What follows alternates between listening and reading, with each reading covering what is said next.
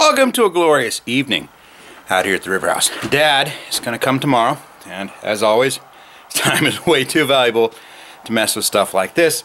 So I was moving some insulation upstairs to get it out of the way of the trailer because we got to bring the shower tub stall thing up, and the plan is to finesse the wiring. We did do a good job because the man who sold us this outside switch we're supposed to use said he was quite surprised that the inspector took the time to personally call and set one aside for us, and he said that he did that because he thought that we had done just such a nice job wiring that he didn't feel like he was being taken advantage of. So, score. I mean, I can't take any credit as Dad. I'm just, I'm just the one who gets to toot the horn. So I was thrilled to learn that. And I think I did say, I figured we had to have done okay if the biggest problem were swapping breakers, which I knew by that point I had to swap, an outside switch that has to be a pass-through current switch. Ours apparently wasn't. And then our wires need to be better centered. I figured we had to have done okay.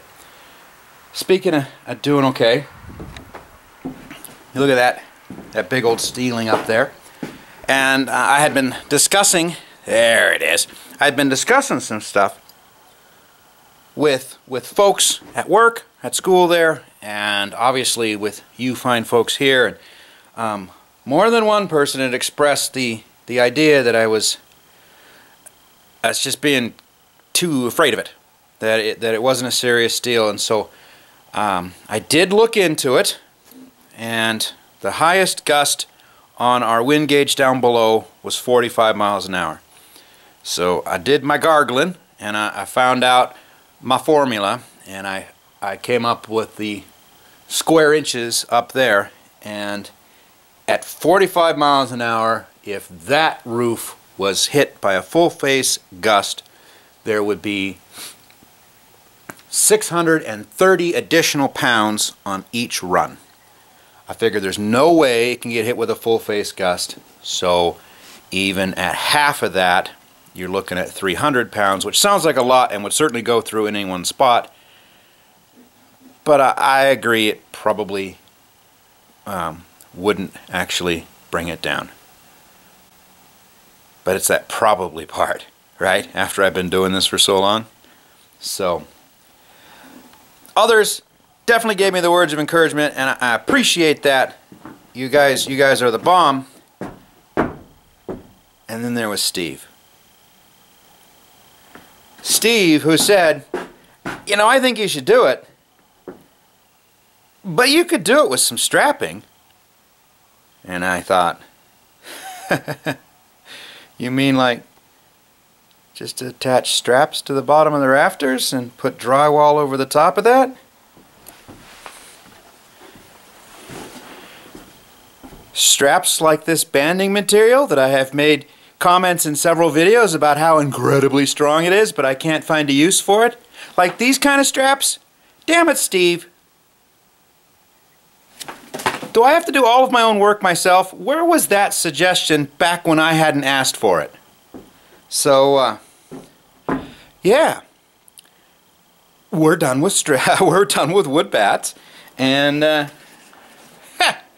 sure wish I hadn't thrown away almost all of this just the other day, because it was right under my nose the entire time. It just took Steve to pick it, to get in there.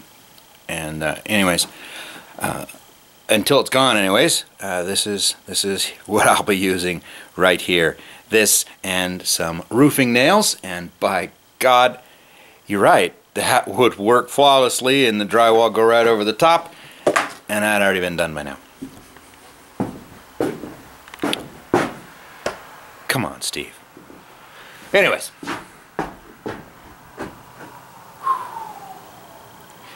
Still damn impressive.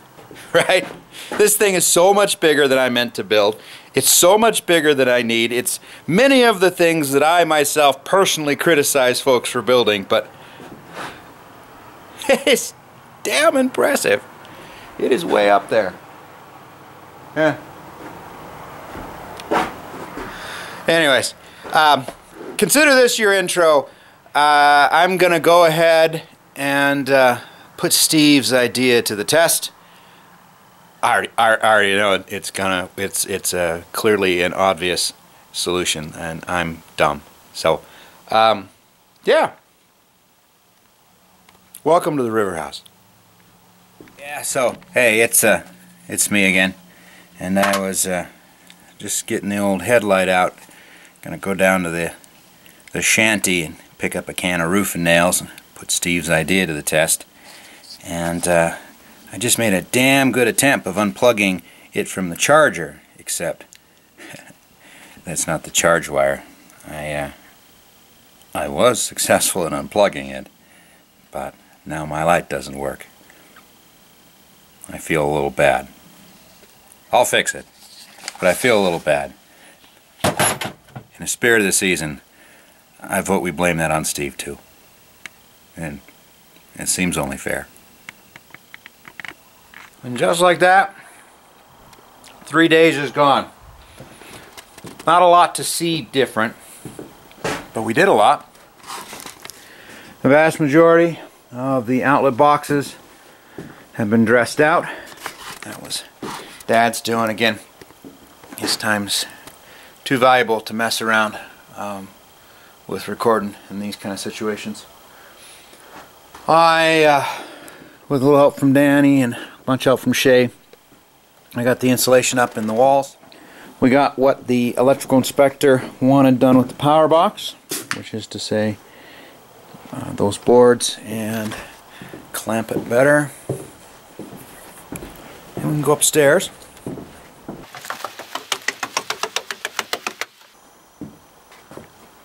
All of the ceiling insulation is up. I did do Steve's idea there. Also, since so many of you thought I was just being ridiculous, I also left a bunch of it up without anything at all. And we had a big windstorm today. And I want to say that's working down slightly, but that's that last run, and everything had to be put in from the bottom. Just a lot harder, so it all got kind of tore up. Either way, all that ceiling is done. I have 4 bags left over, so I am short a bunch, because all I wanted to put in here was R45 instead of R60.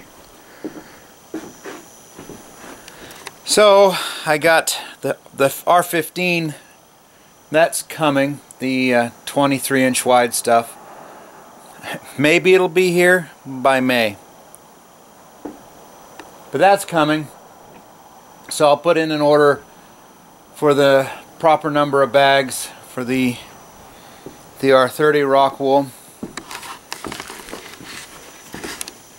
I got it calculated up here. I've also calculated up what I need in the basement to insulate underneath the floors. I've got this stuff, which is dumpster picked. Still good though.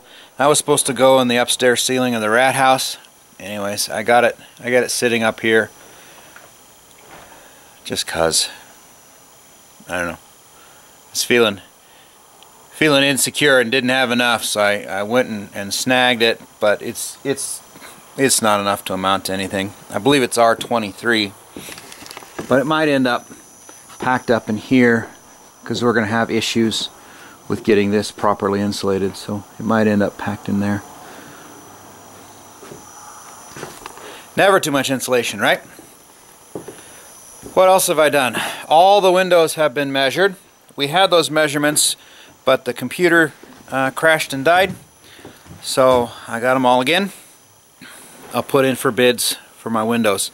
I'm a little scared of what that'll be, but until there's a roof on it and windows on it, you know, it's not sealed, so we'll do that. Just the extra insulation I'm ordering, I don't know how I screwed it up that much. I know a lot of it's right there, right? So that's 1, 2. That would have been this entire room, Shay's entire bedroom. Accidentally got stuck up in there because I wasn't thinking. But I'd still need this room and that room. I just way under ordered somehow. Anyways, it's this plus everything for the basement floors is another $2,000. And I don't even think the price has really gone up on that. I would put it all off, except I can get it at a 30% bulk discount right now. I'm not going to wait on that. I'm gonna buy it. I've already told Danny that any ideas, any sugar plum dances of granite countertops or an induction stove, those can dance right out of her head. That is not in the cards. When we remodel, yeah. So 20 years from now, we can discuss that, but not now. Oh, what else? The shower for Shay's bathroom, that shower, is sitting on the trailer down at the bottom of the hill.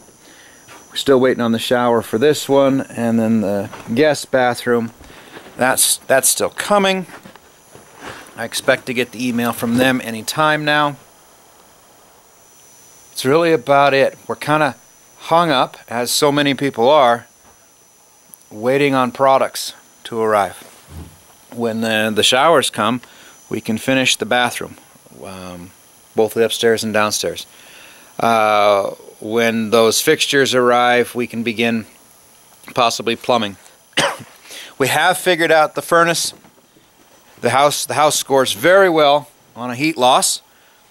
60,000 BTU furnace, according to the heat loss calculations, will stay ahead of this building until it's below 0 degrees Fahrenheit. Now it does get below that a few times a year, sometimes quite a bit below that, but I'm hoping I can come up with like 65 or 70,000 BTU horizontal furnace.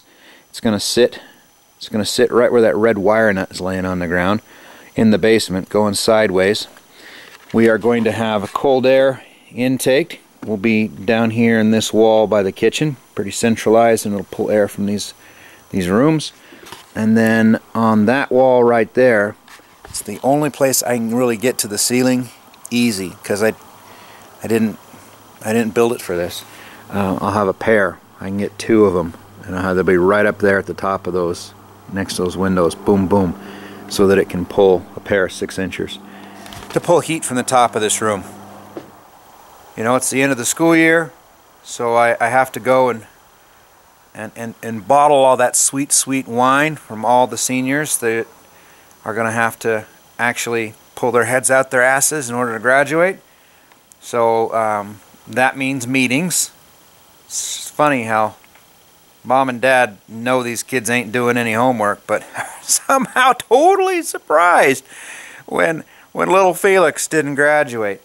So I'll have meetings all this week on that kind of crap and listen to a wide variety of excuses and promises and prayers and shouts and whatnot. So always a good time, but it's a little worse this year with COVID. So anyways, I think I'm out for today. I can't think of anything else to tell you. I suspect you'll see a few snippets from me late in the afternoon on the next few days, and then we'll try to package this bad boy out and get her out by the weekend. I know how much all of you rely on this. I don't want to let you down. See how I said that with a straight face? Yeah. I'm getting better. It was bound to happen.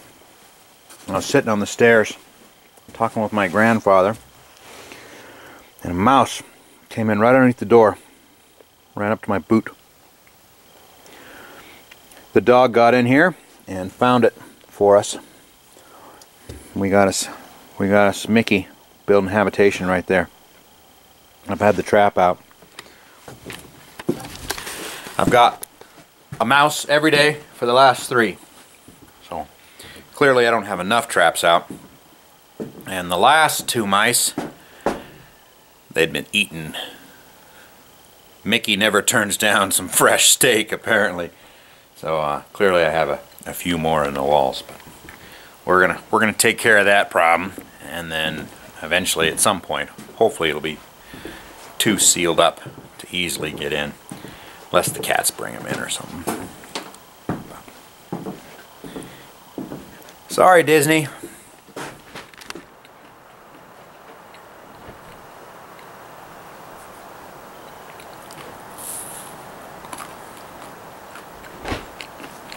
Trail mix and rock wool. Scours your teeth. Fills your insides with shards of glass. 2 out of 10. Don't recommend. Alright. As I said before, it's all done. It's actually 2 days after the last video. We had sort of a freak winter storm, and I wussed out. We are now insulated in the walls, fully around, except for these stripes in here. And yeah, I under-ordered the wall insulation. Not quite as bad as I under-ordered the roof insulation. I don't know. Math, numbers, hard. Nonetheless, I know exactly how much I need, and by exactly I mean I had a wild-ass guess and then added 2 bags. We'll get that coming. It's only money. Sell an army truck or something. We've figured out the furnace. 60,000 BTU furnace at 100% efficiency, which doesn't exist. When it's 0, she'll run 24/7 and everything will stay fine. Below that, we'll start to lose ground. So what I decided on was an 80,000 BTU Goodman furnace and the 2-stage burner. So most of the time it'll be running at the 60% burner, and then when that can't keep up with the heat, it'll jump to the full 80. And 80, you know, will take us down to like minus 50, and we just knock on wood, we just don't see temps like that. Right, and that's assuming the furnace is doing 100% of the lifting and the wood stove is not. Dad found some furnace installation instruction books for like people who want to be furnace installers, like study materials. So he's been reading that. I've been reading that. You know, we're supposed to pull maybe 20% from up high, 80% from down below. The main cold air return will be right there. The furnace will sit right here. I feel like I've already talked this through in a video, but I hadn't picked a furnace, so anyways, that should be fine. Our heat duct runs should be rather short. Maybe fluffing out in some closets. I should be able to get ducts in every single room. Maybe not the most ideal locations in the rooms, you know, farthest corner from the door, under a window, something like that. I might not always have that option, and I'm a little concerned that Shay's room might get cold because he's got that big section of floor that's unheated. You know, it's essentially outside loft. So I'm a little concerned about that, but he can leave his door open, which I know it's not ideal, but I think we're going to be okay there, and I should be able to easily function on. I got a 1,000-gallon propane tank and a 500-gallon propane tank, both free and clear. One I took from another place, and one that's given to me. So 1,500 gallons of propane. Even on the worst winters, we should not even come close, despite running a propane water heater and a propane cook stove and a propane dryer. We shouldn't have any issues. You know, earlier I had talked about do I look at electric? It turns out we're in a funny little spot where we pay more for electricity than anybody else around us. And, you know, doing some research or whatnot, I think that future is probably coming. But for rural Montana, it's a ways off. And, you know, the lifespan of a furnace system is 20 years, right? With maintenance, conceivably, before you start looking at burning out heat exchangers. So, okay, I think by the time that electrical issue becomes a serious consideration for those of us living out here, that'll be about the time the furnace is ready to go kaput. And at that point, I could install an electric furnace in its place if those things had changed. But as far as Steve's idea, it's holding. As far as the folks who said I was being a wimp about it, that sheet right there has dropped. You notice it's not down, but it's dropped slightly. It's probably just the rock wool flexing on top, and it, you know, I'm not saying it's going to come out of the hole, but unequivocally it's moved some. So I don't think I was completely insane doing all of that. I just maybe could have done it in a more efficient way. But we had some crazy winds, and house didn't shake. Boom. None. So I was very happy with that, and I think it's a combination of tying every one of these rafters together, you know, with some strong backs and then the bracing in that wall. So I think if I can keep the house from shaking even the tiniest bit during some violent windstorms before I put sheeting on the inside, we're golden. So I don't know. Fourth largest state for earthquakes. So here's hoping we don't get a trembler and crack all my drywall joints, right? We don't get the side to side. We get the waves. So it's you know, again, knock on wood, it's not quite as damaging. Either way, I am done for tonight. I think I'm 9:30. Yeah, Shay's in bed. Started a really good book with him, and I was hoping to get home in time to oh, there's an extra sheet insulation up there. Alright, I got one more thing to do. But I was hoping to get in time to read to him, but I guess I'll do that instead.